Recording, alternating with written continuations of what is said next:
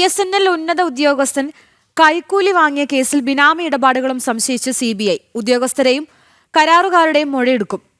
BSNL Kerala principal general മാനേജറായിരുന്ന C രാജേന്ദ്രനെതിരെയാണ് അന്വേഷണം.